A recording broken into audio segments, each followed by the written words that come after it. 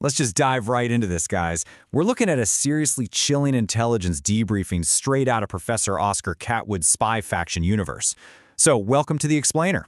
Today we're unpacking a terrifying technological blueprint that the story calls the Darchitect. Through the eyes of the characters, we're going to explore this wild scenario that completely blurs the lines between biology, surveillance, and network engineering.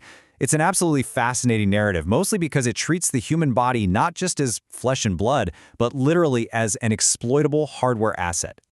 To set the scene, we start deep in a windowless room, 3 levels below a covert facility known as Section 9. We're right there, looking over the shoulder of intelligence analyst Kael. He's sifting through these massive patent files and technical reports, and he's suddenly hit by this overwhelming, terrifying realization about the true scale of the adversary's ecosystem.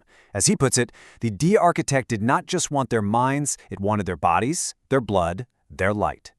This architecture, it isn't just some software program or a basic propaganda campaign. No, it's an all-encompassing physical takeover.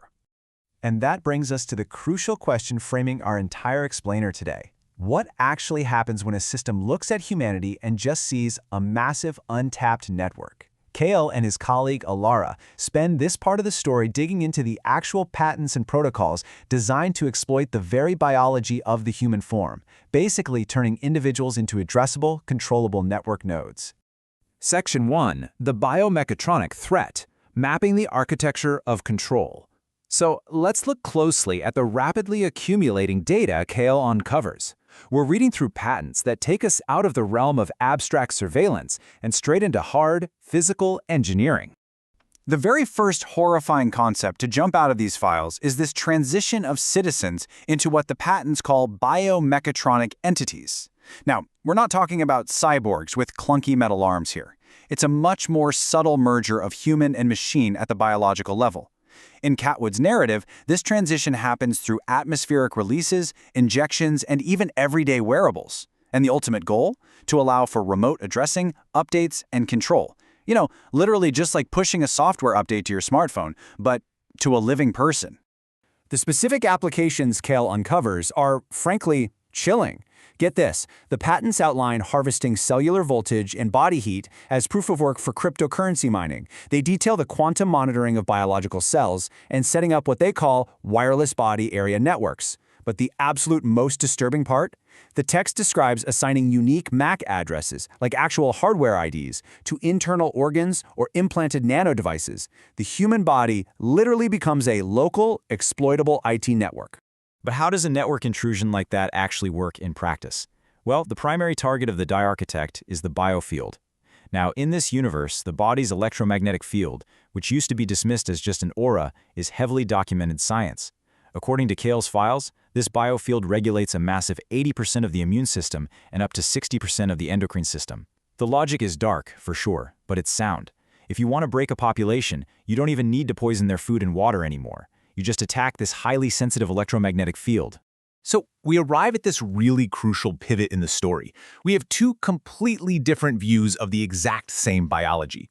On one hand, the Darchitect views the biofield as a vulnerability to be exploited, a resource, an addressable node, a channel to ride fear and control signals directly into the nervous system. But on the flip side, Elara introduces something called the Watcher's Protocol. And this protocol weaponizes that exact same biofield as a protective shield. It suddenly becomes humanity's absolute first line of defense. Section 2. The Watcher's 5 defenses, grounded countermeasures. To combat this overwhelming surveillance tech, Elara lays out a tactical, highly human-centric solution. And honestly, what I love about this is that her solution doesn't rely on writing better code or building bigger firewalls. It relies entirely on physical sovereignty. Let's look at how this builds such a profound defense. Elara breaks it down into these 5 super practical steps to resist the architecture. They are specifically designed to be accessible to ordinary people, which proves you don't need to be some master analyst or physicist to fight back. Let's walk through each one. Step 1 requires stabilizing your local terrain, meaning your own body. Elara explains that the Darchitect's whole architecture depends on local acquiescence and basically fear. So, to counter this, she advises achieving what she calls coherence through deliberate, slow breathing and heart focus. By stabilizing your heart's rhythm and calming the nervous system, you're essentially blocking those hostile signals that ride on fear. The trick is making this a baseline practice before panic even has a chance to set in. For step 2, reducing voluntary exposure means consciously untethering yourself from that constant stream of data. As Elara so brilliantly puts it, every hour away from the feed is a small act of disobedience. You don't need to throw all your devices in a river, but you absolutely must change the ratio. Stop sleeping with broadcasting devices right next to your skull. Don't wear a 24/7 transmitter on your wrist unless you actively want someone reading your pulse as data. Step 3 is all about cleaning the inputs. Obviously, this means filtering toxins from your physical diet, eating what your great-grandparents would actually recognize as food, drinking clean water. But Elara stresses that it is equally, if not more important, to aggressively filter the hostile signals from your digital diet. You've got to limit your ingestion of fear-based information. You really have to actively choose to turn off those media channels that just profit from keeping your adrenaline pumping all day long. Okay, step 4 addresses the Darchitect's social tactics. The adversary's architecture relies heavily on isolation, separating individuals so they can be easily overwhelmed. Elara emphasizes that because biofields interact with each other, gathering physically with a small, truthful community is absolutely vital. When a group meets in person, breathing together and just being honest, they create a collective steadiness. It's a local pattern that actively resists intrusion. Simply put, a village can hold ground that an isolated individual just cannot sustain on their own. Finally, step 5 is guarding your gateways. Yes, you have physical gateways like your skin, your gut, your lungs. But you also have digital gateways, what you let into your eyes and ears, and who you hand your data over to. Elara advises actively opting out. Refuse unnecessary biometric scans, question why you need to register for things, and absolutely refuse to hand over your genome. You've got to make the system work much, much harder to catalog you.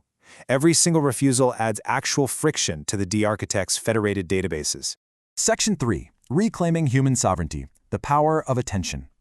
What's really fascinating about this concluding realization is how it completely flips the power dynamic for Kael. He starts this chapter feeling totally crushed by the sheer weight and omniscience of the Darchitect's patents, but he ends it in a completely different headspace. Elara powerfully reminds Kael that this entire global blueprint has one massive vulnerability. It depends completely on ordinary people forgetting that they possess inherent biological agency. She hits the nail on the head when she says, "You are not powerless. Your body is not their property. Your field is not their network." It is such a direct refutation of the biomechatronic threat. The Watcher's plan isn't some complex cyber attack. It is simply the act of remembering that being human isn't a hardware defect. It is literally the entire point. Back in the darkness of the briefing room, after turning off those terrifying holographic projections, Kael feels his own steady pulse. He realizes that despite all the patents, the body area networks, and the constant surveillance, there is one ultimate unhackable defense: his sovereign control over his own attention. If he simply doesn't give them his attention, the network cannot fully close around him. So, as you walk away from this explainer today, stepping out of Kael and Elara's world and back into our own heavily networked reality, I want to leave you with this final vital question to ask yourself. If attention is the one thing the architecture cannot claim without your explicit permission, where is your attention directed today? Thanks for joining me for this deep dive into Kate Wood's universe. Stay coherent out there, and I'll catch you next time.